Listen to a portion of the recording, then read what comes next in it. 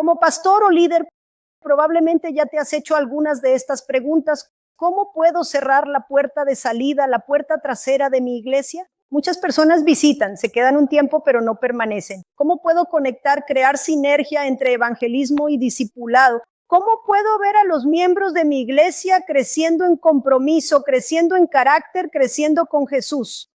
¿Cómo puedo estimular a mi iglesia al crecimiento, llevándola a la madurez? ¿Cómo puedo ver a la iglesia funcionando más como un organismo vivo que como una institución con la vida fluyendo en ella?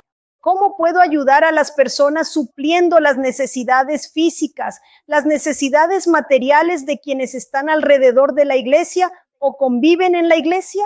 De todas estas preguntas podemos pensar que los pequeños grupos pueden ser esa respuesta para ti.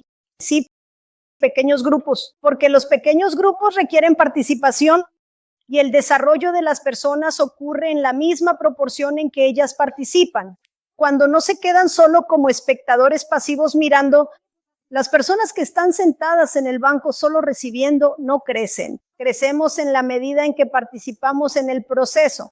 Entonces, muchas veces necesitamos arrepentirnos de pensar que el gran impacto ocurre en el culto y que las personas que vienen al culto van a crecer mucho. Queridos, pueden tener algún nivel de crecimiento, pero el nivel de crecimiento que Dios desea para las personas en carácter, en madurez, en transformación de vida, ocurre en la medida en que las personas participan de ese proceso. Entonces uno se queda pensando, la investigación dice que el 20% de las personas realizan las tareas en la iglesia y el 80% son pasivos. Eso significa que tenemos un 80% de personas que no están creciendo y que están siendo llevadas, están siendo cargadas por el 20%.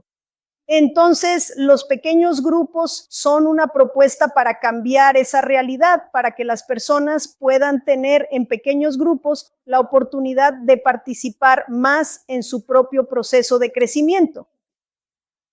Segunda razón, ¿por qué los pequeños grupos pueden ser la respuesta a todas esas preguntas que presentamos? Porque los pequeños grupos fueron el corazón de la estrategia de Jesús. El propio Jesús formó un equipo de discípulos, un pequeño grupo, y los pequeños grupos fueron la base del crecimiento en la iglesia primitiva durante los 3 primeros siglos. Fue la base del avivamiento de Wesley. Él tenía más de 12,000 pequeños grupos, trayendo un avivamiento a su país y cambios significativos en Inglaterra. Es la base de la iglesia más grande de la tierra, los pequeños grupos, la iglesia bajo el liderazgo de Paul Jung-chul en Corea del Sur. Tercer argumento, los pequeños grupos hoy en día promueven un espacio donde las personas pueden sentirse pertenecientes. Es un vínculo de pertenencia y no despersonaliza. Las personas no son solo una más en el pequeño grupo, sino que forman parte del grupo, pertenecen al grupo, encuentran un lugar donde son amadas y aceptadas, un lugar donde tienen significado.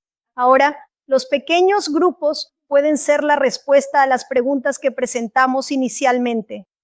Sin embargo, al mismo tiempo, la implantación de pequeños grupos no es la receta automática que va a resolver todos los problemas de su iglesia. Necesitamos reconocer que muchos pequeños grupos fracasan y esas fallas no se resuelven rápidamente ni de forma definitiva. Se necesita esfuerzo, se necesita compromiso, se necesita capacitación, se necesita perseverancia y necesitamos que los pastores superen el activismo y el inmediatismo, porque para muchos el pequeño grupo es visto como una estrategia mágica.